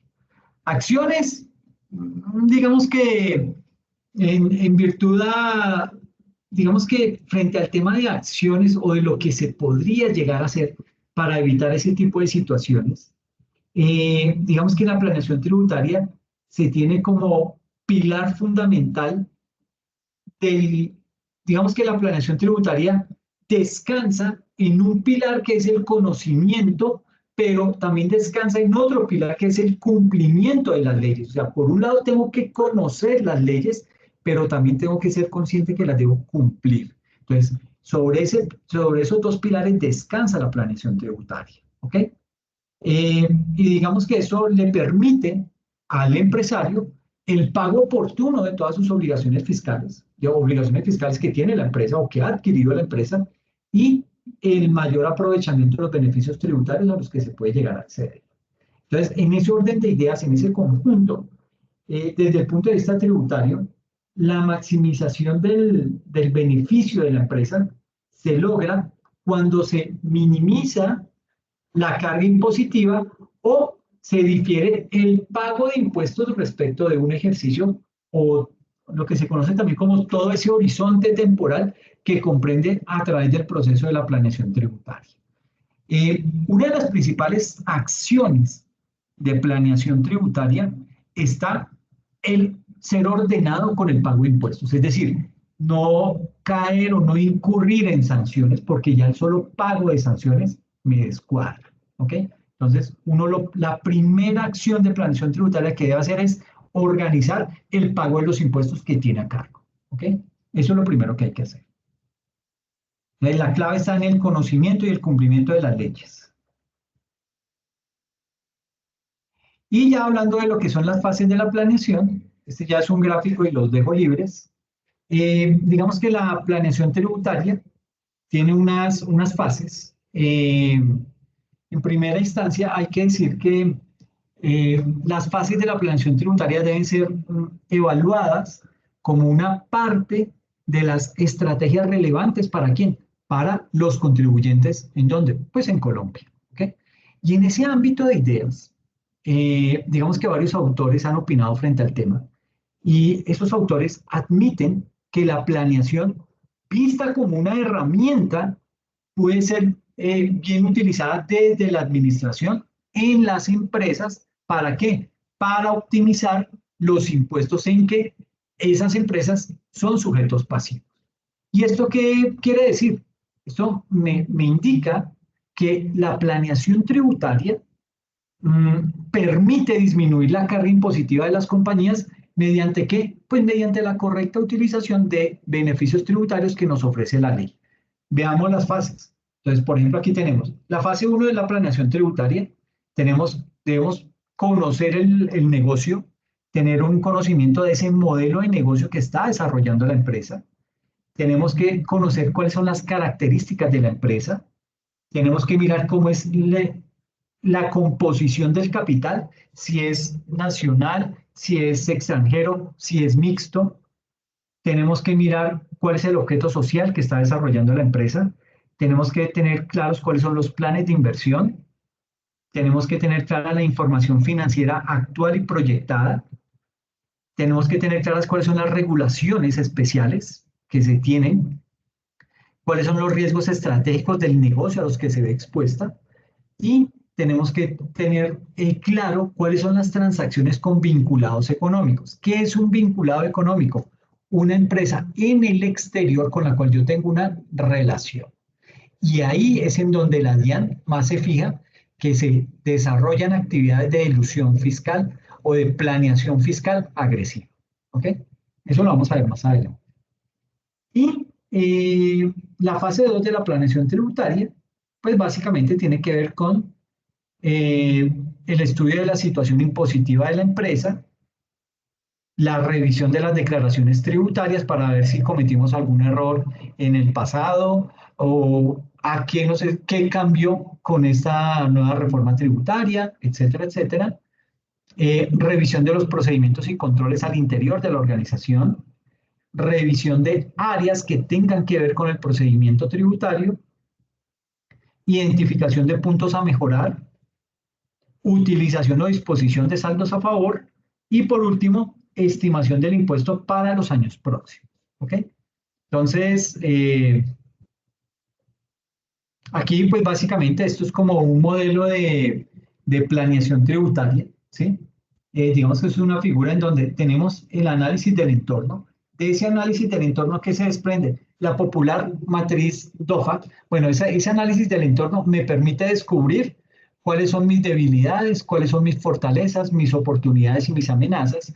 Y ya cuando tengo esto claro, cuando yo ya lo he identificado, esa matriz DOFA o FODA, como la quieran llamar, me va a permitir realizar o aterrizar en la organización unos objetivos fiscales más exactos, trazarme unas metas fiscales que voy a poder cumplir, definir unas estrategias fiscales al interior de la organización y crear una serie de políticas fiscales. Pero primero me debo conocer como empresa. ¿Okay? Si yo no me conozco como empresa, esto va a ser muy difícil de desarrollar. Y con esos objetivos, metas, estrategias y políticas fiscales, con eso yo voy a poder, o eso me va a permitir lograr el cumplimiento de la normatividad en primera instancia, que es fundamental, y la optimización del impuesto, es decir, pagar el impuesto justo. Y ahí ese cumplimiento de la normatividad me va a permitir tener un adecuado control y la optimización del impuesto me va a permitir una toma de correctivos oportunos. Entonces, esto es básicamente lo que tenía planeado para el día de hoy, desarrollar como sesión sincrónica de planeación tributaria.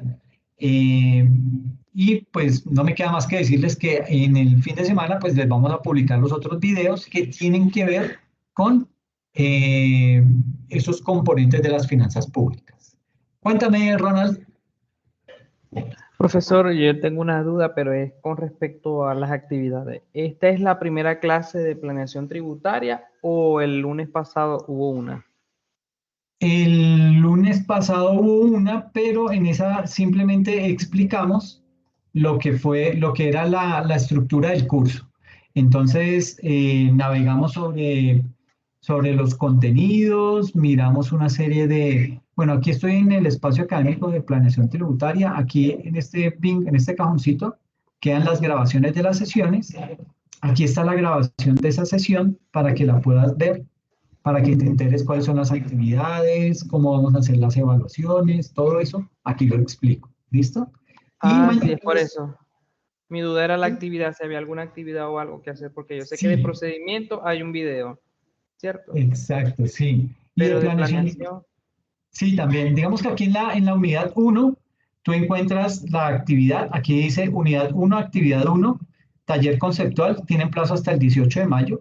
Entonces, aquí tú esa es vas. mi confusión. ¿El video es de procedimiento tributario o de planeación? No, el video es de procedimiento tributario. Ah, y de planeación usted no ha colocado actividad ninguna. Sí, de planeación es esta que te estoy mostrando. Aquí estamos en planeación tributaria, te estoy mostrando esta unidad uno actividad uno taller conceptual. ¿De qué se trata? De esto.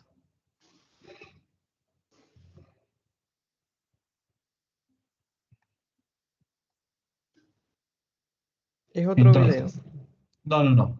No, es un taller simplemente en donde vas a dar respuesta a cuáles son los principales aspectos a tener en cuenta en la ley 2277, que es la reforma tributaria actual, frente a el IVA, frente al impoconsumo, frente a renta a personas naturales, frente al impuesto al patrimonio, frente al impuesto a los dividendos para sociedades nacionales, frente a la normalización tributaria, frente al régimen simple y frente al impuesto a personas jurídicas.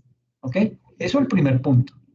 El segundo punto, ¿qué entiende por planeación tributaria? pero no una definición como las que yo digo ahora, sino algo propio de ustedes, algo robusto. No me van a colocar una definición ahí de un renglón porque les califico mal. Tercero, ¿qué son los impuestos directos e indirectos? Y cuarto, ver el video, este videito que está acá, ¿sí? Que es un video de 2 horas y media que se trata de la comisión de expertos en beneficios tributarios que instauró en el gobierno Duque el ministro Carrasquilla para que estos expertos dijeran cuáles eran los problemas de la tributación en Colombia. Entonces, frente a eso, les pregunto lo siguiente. Entonces, ven el video y sobre ese video determinan hacia dónde va la próxima reforma tributaria y explica qué piensa de eso.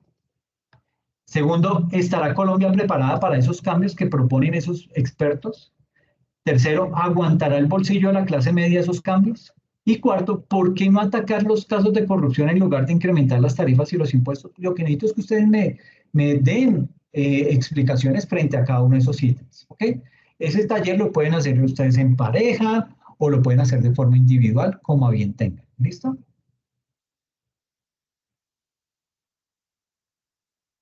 Es un trabajo, o sea, hay que responder las preguntas y prácticamente enviar el taller a su correo. Exactamente. No, no a mi correo. Eso lo suben aquí a la plataforma. Ustedes aquí cuando contestan digamos que aquí tienen están en la actividad y en la actividad aquí hay unos sitios, hay unos vínculos para que puedan subir ahí el taller, ¿ok? Para que quede la evidencia en la plataforma de que por ahí fue que ustedes subieron la actividad. Porque si no me llega mi correo, yo puedo decir, no, usted no me envió nada y le pongo 0. No va a pasar, pero puede dar que se encuentre con un profe que sea así, ¿ok? Se sube por ambas partes, por el correo y por ahí. No, no, ¿O no, no? no, ¿O por el solamente por correo ahí? no, solo por la plataforma. Ah, listo. Profe, Listo, buenas noches. míralo y si tienes algún inconveniente me cuentas para mirar la plataforma, ¿ok? Profe, buenas noches. ¿Cómo? Hola Nelson, ¿qué tal? Bien, gracias. Profe, dos cositas. Dime. Profe, pues yo planeación tributaria la tengo en mi mente es en el siguiente sentido, ¿no? Primero, como dice usted, el cumplimiento de los deberes formales, ¿no? Y segundo, el cumplimiento del procedimiento tributario como tal, para nosotros estimar los ingresos que necesitamos para cancelar todos esos tributos. Pero también dentro de esa planeación tributaria, pues yo no veo malo, ¿no? O sea, en mi parecer, ¿no? Aprovecharme de la ley o sea, aprovecharme de la ley digamos, disminuir los costos o gastos que tenga una organización, ¿sí? Finalmente eso son cuestiones de la ley, por eso es que vienen reformas y modificaciones por parte del Estado de esa misma ley, ¿sí? Pero entonces yo le entendí algo como que está bien que la evasión fiscal no es permitida en ningún país del mundo, pero la elusión fiscal, pues es aprovecharme de la ley. Alguien que maneje bien la ley, pues puede hacer eso. Digamos, por ejemplo, como hablamos, disminuir aranceles por nacionalización de mercancía, como lo hablamos en la clase anterior, ¿sí? Crear, por ejemplo, empresas en paralelo, por ejemplo, para disminuir algún tipo de ingreso, o sea, si eso me lo permitiera la ley, ¿sí? Esas cosas. Y si eso lo tengo que planificar, pues yo no lo vería malo, ¿no? Esa es una parte, ¿no? Y creo que para eso le pagan a uno, ¿no? Para que uno haga eso, como dijo usted, ¿no? Para eso buscan abogados, expertos en las leyes para que hagan esas cosas. Y realmente, pues, no estamos engañando a nadie, ¿no? Sino simplemente estamos aplicando la ley. El otro pedacito que no le entendí muy bien era, claro, la ley en Colombia, igual que aquí, pues es un impuesto progresivo, ¿no? O sea, el que gane más paga más, ¿sí? Y lo mismo es para las empresas, supongo yo, ¿no? Entonces, usted hizo una comparación entre las pymes colombianas y las empresas multinacionales. Claro, por aquello que el pez grande se come al chico, no sé si era por ahí que se iba por ese lado o no sé qué quiso decir en esa partecita, profe. La dejé pasar, pero no lo atajé de momento. Ok, Nelson. Entonces, bueno, lo primero es que frente al tema de la elusión fiscal, vamos a hacer unos ejercicios acá en clase sobre cómo es esa dinámica y qué es lo malo y qué es lo permitido. Entonces lo vamos a mirar en clase, pero mediante ejercicios. Lo segundo, frente al tema de las empresas grandes y las pymes o las MIPYMES, es que las empresas grandes o las transnacionales o multinacionales, ellas tienen cómo pagar a un bufete de abogados, a un bufete de contadores, para que realicen una muy buena planeación tributaria en su empresa. Entonces, Claro. es ahí en donde esa empresa logra bajar la tarifa del 35% de renta, la logra bajar casi que un 18%, casi que a la mitad. Listo. Pero, ¿qué pasa con las Sí. pymes? Las pymes tienen una tarifa del 35%, pero como ellas no hacen planeación tributaria, que ese es el mercado que nosotros debemos atacar, que es el servicio que les debemos ofrecer a ellos, planeación tributaria.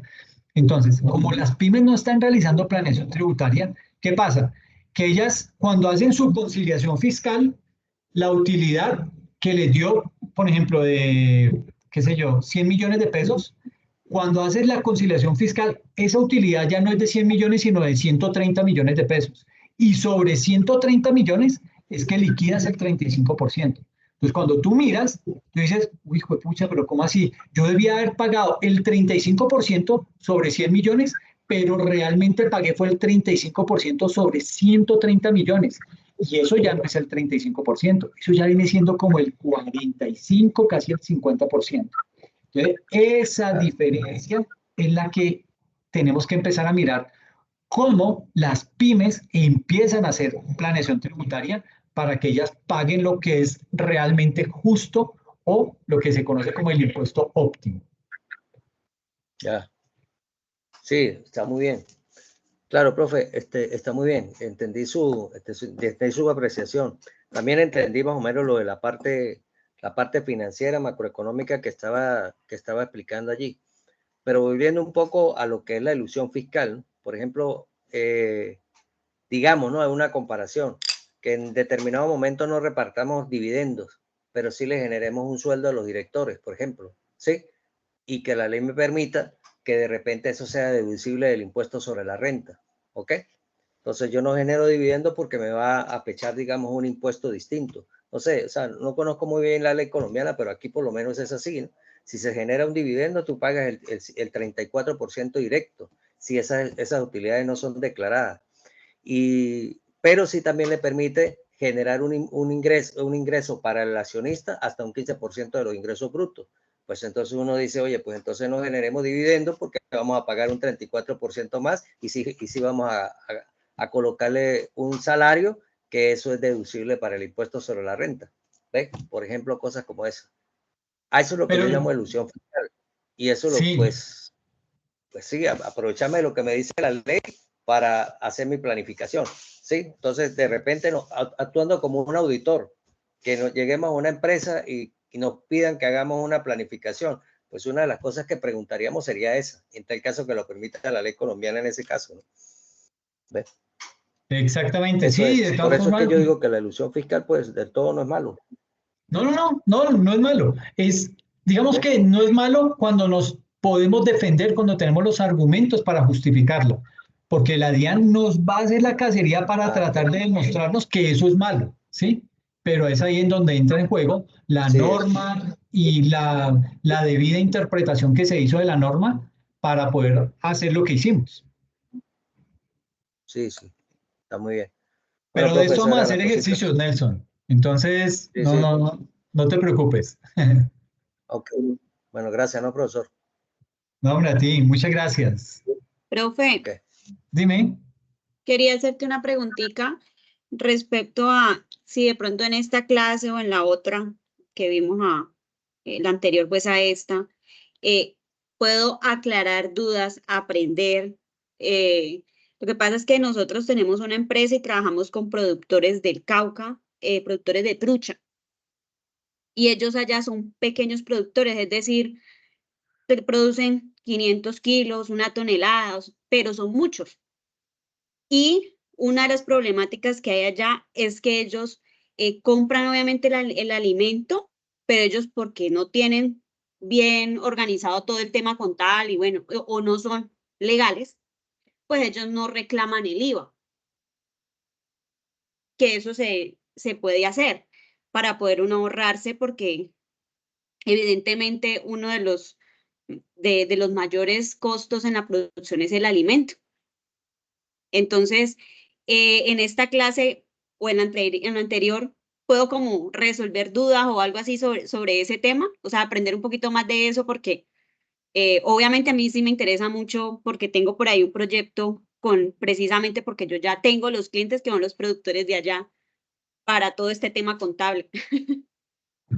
Sí, bueno, pues digamos que así de puntual el tema, no porque digamos que estamos hablando de un sector informal que Ajá. quiere aprovecharse de un beneficio fruto de la formalidad. Entonces, digamos que ahí como que no encaja bien y habría que mirar con más detenimiento el modelo de negocio, a qué se dedican, cómo está constituido y todo esto para mirar qué se podría hacer.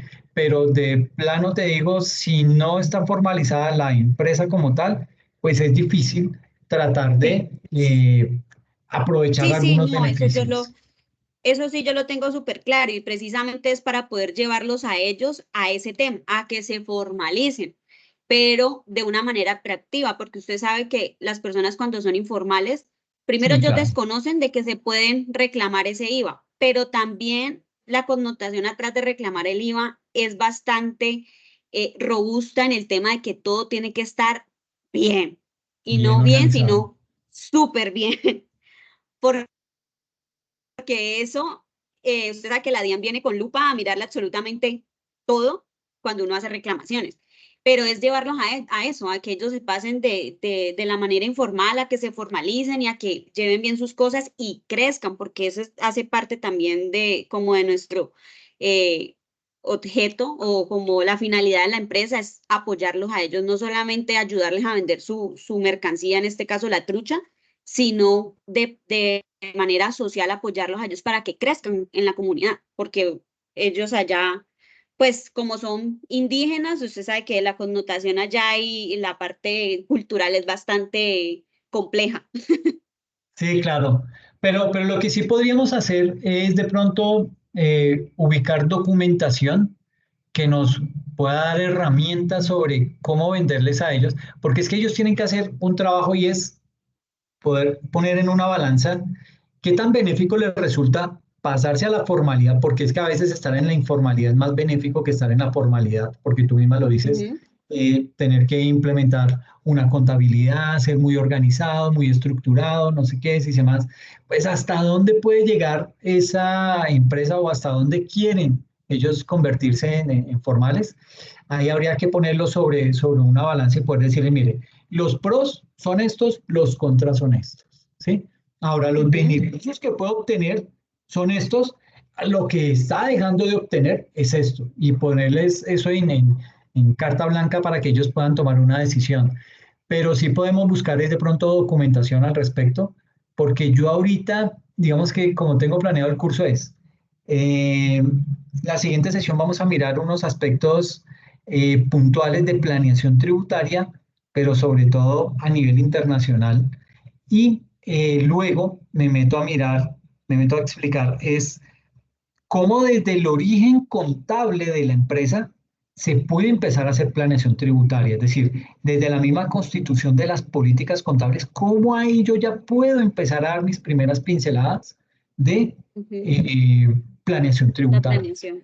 Ok. Entonces ahí se me van como dos clases más y luego me meto con precios de transferencia. Entonces, digamos que tiempo como para eso no tendría, Sí, pero es una muy buena temática que yo creo que la podría llevar más como a una masterclass, que es como sí. esos temas que pueden servir de apoyo para lo que estamos desarrollando sin tener que salirme del sílabus ni de lo que tiene organizado la universidad como tal para esta materia. Ujú. Entonces, sí, yo creo que lo puedo llevar es más como una masterclass, pero me toca buscar documentación y empezar a organizar Ok, la, el video para poderlo socializar. ok. Vale, profe. Y serás la Dale, primera a muchas. la que le comparto ese video, ¿ok?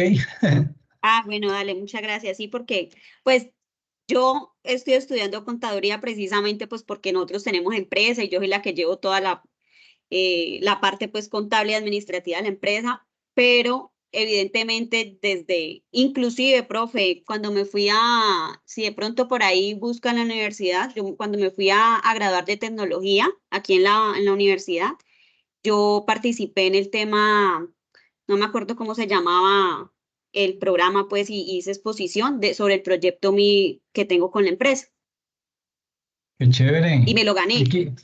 ¡Ah, con qué la bien! profesora Yurani, creo que era porque yo estaba con emprendimiento Sí, y mi proyecto de grado todo fue, y las prácticas todo fue con emprendimiento y se pasó pues obviamente a la empresa que yo ya tengo constituida con mi esposo y nosotros tenemos ese proyecto con los indígenas de ayudarlos obviamente a ellos a comercializar la trucha, pero no solamente comercializarla, sino cómo les mejoramos a ellos la producción y les reducimos costos y bueno, toda esa connotación también social que conlleva pues el apoyar a estos productores. Y lo gané esa vez que expuse, lo gané ahí con la universidad. qué Entonces chévere. sí, Te sí, ya felicito, mira que llevo. no lo sabía. Sí, sí, y entonces a raíz de eso, profe, pues ahora obviamente ya estoy más cerca de graduarme, entonces pues ahora ya tengo que empezar es a mirar por el otro lado contable. Tengo un nicho, tengo unos clientes, cómo voy a ofrecer mis servicios y cómo los puedo ayudar a ellos, porque ya tengo ahí obviamente bastantes, profe, porque es que allá son 600, 500 productores, entonces son muchos. Qué chévere, no, pero bien, me alegra mucho Sí, y es un buen tema para un trabajo de grado. sí, sí, sí, sí. Vamos a ver cómo No, voy déjame, yo organizando eso. empiezo a buscar documentación y te la comparto también para que lo vayamos trabajando a la par. Ah, bueno, profe, sí le agradezco igual. Yo estaba buscando mucho también de hacer cursos, seminarios y todo eso, todo el tema contable enfocado en el agro, pero no he encontrado mucha información que sea específicamente enfocado en eso. Ok, ok. No sé si es que no lo he hecho como bien o algo así, pero sí no he encontrado de pronto muy amplio el tema de que sea específicamente enfocado en esto, en el agro, que es en lo que yo me estoy moviendo. Sí, pues es más complicado, pero voy a mirar. Yo creo que es que yo estoy suscrito a muchos canales y hay uno que creo que le apunta a ese tema. Voy a ubicarlo y te empiezo a mandar información para que los vayas viendo.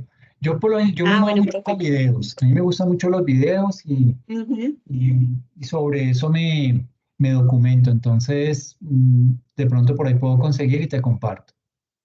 Ah, bueno, profe, dale, gracias. ¿Sabes qué me ayudaría mucho, Lisette? Si me mandas un Sí. correíto con eso, diciéndome, porfa, le encargo material de contabilidad orientada al agro y de planeación tributaria, o sea, cómo venderle la formalidad a campesinos que Ujú, son 100% informales, desde el punto de vista de la planeación ujú. tributaria. Por Ok, eso yo me acuerdo y empiezo a buscar sí. esa información. Ah, bueno, profe, ahora lo envío Ay, te lo entonces. encargo Muchas mucho. gracias. No, a ti. No, gracias a ti. Bueno, Bueno, cuídate, que profe, estés bien. Chao. igualmente, buena noche. Gracias, lo mismo.